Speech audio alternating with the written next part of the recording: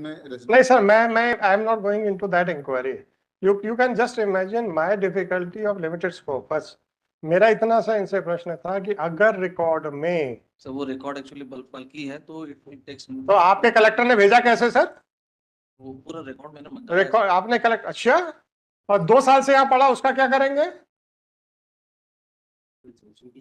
Record नहीं चाहिए. This is master plan with खसरा नंबर्स. इनको सिर्फ खसरा नंबर देखना खुद ही के मास्टर प्लान में. हमने तो सर आप मुझे बताइए ना, मैं क्या स्कोप को इतना लार्ज कर सकता हूँ? नहीं, तो जब आपने कहा वीक्स मांग रहे हैं, इसलिए मेरे को लग रहा है ये नहीं, फिर हमको स्टे करना, हम तो स्टे कर देंगे. वो कह देंगे कि सर 2 साल से पढ़ा है, they are not in a position to answer even a single question. The lawyer of the EOW is saying that it is at the behest of the collector, और कलेक्टर कहता है सर मुझे नहीं समझ में आया, मैंने कैसे करा दिया. 2 साल से आपने जवाब नहीं पेश किया. क्या रिस्पेक्ट यार, किस बात का respect? I don't want a respect from you. I want that you should respect the citizens of the country.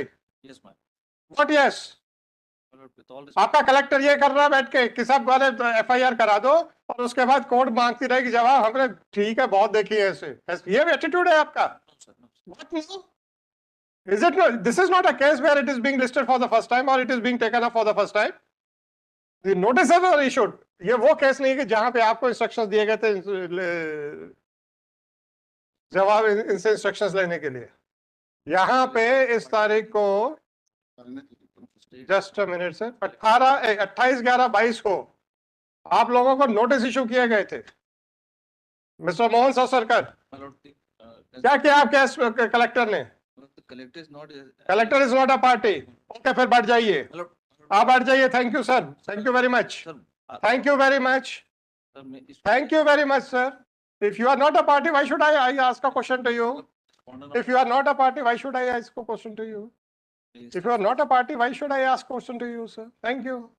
आ जाइए, आप सामने आ जाइए सर, बताइए sir. There are 3 registries, madam. Insofar collector part is concerned, madam, I won't be able to answer, madam, since collector is under the state. आपने क्या देखा जी मैं बता कि जिससे कि ये क्रिमिनल एक्ट बनता, मैं इतना पूछ रहा हूँ. बस मैं बता देता हूँ सर. सर इसमें जो खसरा क्रमांक 155/1/1 है, उस एक ही खसरे क्रमांक की 3 रजिस्ट्रियां होती हैं और 3 मैंने आपसे पहला निवेदन किया. पढ़ देता हूँ सर, मैं पढ़ देता हूँ उसके. मुझे नहीं सुनना जी. मैंने जो पहले प्रश्न पूछा उसका आंसर दीजिए. सरकारी रिकॉर्ड में जमीन का नेचर क्या लिखा गया, पहले ये बताइए. आवासीय. आवासीय लिखा है. आप बहस कीजिए जी. बस इसी बात को ध्यान में रखिएगा, क्योंकि मैं इसी बात को ध्यान में रख रहा हूँ. सर मेरा ये कहना है सर, इस पे जो सबमिशन मैं बोल रहा हूँ, अगर my lord may permit me, ये मतलब the registration of the FIR, इसे एक बार FIR को my lord may kindly permit me to read it out. आप सुन क्यों रहे हैं, बार बार परमिशन क्यों मांग रहे हो? मैं बता देता हूँ. तो my lord may kindly appreciate the FIR annexure P6 में काइंडली पेज 91. जी sir. Relevant is at page 93. जो इसका मजमून है, तहरीर है, वो 93 में है. जी सर. मैं FIR में जो रेलेवेंट है वहां से पढ़ता हूँ. Am I with your lordship, ऐसी सूत्र सूचना प्राप्त हुई थी कि, आपके साथ ही पढ़ देता हूँ. हाँ. ऐसी सूत्र सूचना प्राप्त हुई थी कि दमोह के रहने वाले अजय लाल के द्वारा सामाजिक सेवा के नाम से बड़ी संख्या में क्रिश्चियन मिशनरी को जमीनों को बेचने का काम किया जा रहा है. इसकी आड़ में जमीनों की रजिस्ट्री में व्यावसायिक भूमि को आवासीय बनाकर बस इतना प्रश्न. जी.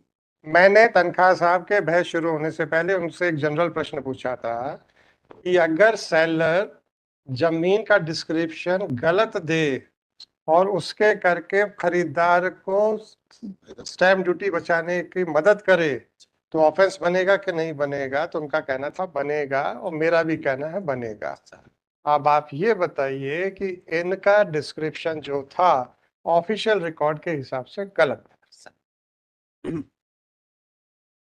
May I read it further 2 lines? अरे आप तो पूरा पढ़ा दो. मैं पढ़ देता हूँ सर. इस संबंध में जिला पंजीयक दमोह के द्वारा अपने प्रकरण क्रमांक 100 धारा 48 खा में आदेश दिनांक 11/2/2020 के द्वारा उक्त विक्रय के संबंध में 76,21,259 रुपए की शास्त्री अधिरोपित की गई है. इस सूचना की तस्दीक हेतु कलेक्टर दमोह से जानकारी प्राप्त की गई है. उनके द्वारा अपने पत्र क्रमांक 100 दमोह दिनांक 26/9/2022 के माध्यम से जानकारी दी गई है कि न्यायालय कलेक्टर ऑफ स्टाम्प दमोह के द्वारा पारित उक्त आदेश उचित है एवं इस आधार पर शासन को क्षति होने का उद्देश्य परिलक्षित होने से भारतीय स्टाम्प अधिनियम 1899 की धारा 43 के तहत अभियोजन की अनुशंसा की गई है। So the content which my lord is asking me to narrate is in the registry itself. एक बार रजिस्ट्री, प्रश्नाधीन रजिस्ट्री देख लें, उसमें मैं आपने उन अधिकारियों को अपराधी क्यों नहीं बनाया है, इंक्लूडिंग कलेक्टर, जिसने व्यावसायिक जमीन को आवासीय बना के रिकॉर्ड में लगा के रखा हुआ है? आंसर दीजिए पहले मेरा क्वेश्चन। एक आवासीय रिकॉर्ड में आवासीय जमीन को व्यावसायिक बनाने का क्वेश्चन कर रहे हो आप, राइट? आपने कलेक्टर स्टैम्प्स को क्यों नहीं पार्टी बनाया है? आपने हर उस रेवेन्यू ऑफिसर को क्यों नहीं अक्यूज बनाया है कि एक आपके हिसाब से व्यावसायिक जमीन को उन्होंने आवासीय जमीन रिकॉर्ड करके रखा हुआ है? क्या उन्होंने अपराध करने में मदद नहीं कर रहे हैं? सर इस मदद कर रहे हैं कि नहीं कर रहे, इतना बता दीजिए। सर हमने चार्जशीट इसमें प्रस्तुत नहीं करी, मत इन्वेस्टिगेशन करिए ना, नहीं कर रहे तो आप बोल दीजिए हम नहीं करेंगे इन्वेस्टिगेशन। ऐसा नहीं है सर, ऐसा नहीं। मिस्टर काउंसल, जितना प्रश्न पूछ रहे हैं, लीगल प्रश्न पूछ रहे हैं, उतना पहले जवाब दे दीजिए, उसके बाद आपको जो बोलना बोलते रहिए। Yes Indeed my Lord. आपका कहना है कि वो रिकॉर्ड में आवासीय है, परंतु कलेक्टर स्टैम्प्स का मानना है कि वो व्यावसायिक है। तो व्यावसायिक जमीन को आवासीय रिकॉर्ड में जिसने भी रिकॉर्ड किया है, क्या वो सबसे पहले वो अपराधी बनेंगे कि नहीं बनेंगे? बनेंगे। क्यों नहीं बनाया? शुरू से आवासीय। क्यों नहीं बनाया? क्या सब रजिस्ट्रार ने उस इलाके की कभी भी कोई रजिस्ट्री व्यावसायिक तौर पे नहीं की? एक भी अगर उसने रजिस्ट्री की है, उसको अपराधी क्यों नहीं बनाया? और कलेक्टर स्टैम्प्स, चूंकि वो उसका अपील जाती है, रेफरेंस जाता है, उसको क्यों नहीं बनाया? क्यों? कलेक्टर से डर लगता है आपको? डर नहीं लगता ना? डर नहीं लगता ना? तो यारी दोस्ती निभाते हो क्या? अरे काम ऐसा करो कि डंके की चोट पे बहस करो, आवाज डाउन हो जाए, ऐसा कौन सा काम करना है यार? सरकारी रिकॉर्ड ये बनाते हैं क्या? सरकारी रिकॉर्ड को व्यवसायिक काट के आवासीय इन्होंने किया, ऐसा भी अगर आपका आरोप हो तो समझ में आता है। सरकारी कागजों में हेर फेर हुई नहीं है, आपने आवासीय डिक्लेयर करके रखी हुई है, और आप कहते हो कि ये क्रिमिनल है। इनकी सिविल लायबिलिटी के बारे में बात नहीं करूंगा क्योंकि वो मेरे जुरिसडिक्शन में इस केस में नहीं है, राइट? क्रिमिनल चीज के लिए सिविल लायबिलिटी हो जाने से क्रिमिनल नहीं बन जाता, ऐसा मेरा मानना है, subject to arguments by you, right?